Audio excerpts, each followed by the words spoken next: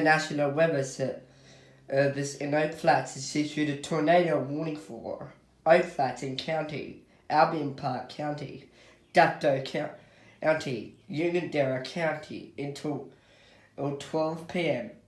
At 10:09 p.m., the National Weather Service Concord radar indicated a severe thunderstorm near Oak Flats, moving northeast at 30 miles an hour. Expected hazards include tornado. Flying debris will be dangerous to those concrete without shelter. Mobile homes will be damaged or destroyed.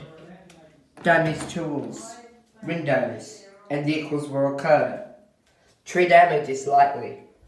This dangerous storm will be near Valley around 12:09 p.m.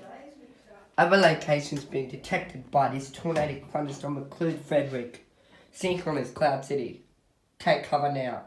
Repeating, a tornado warning has been issued for the following counties: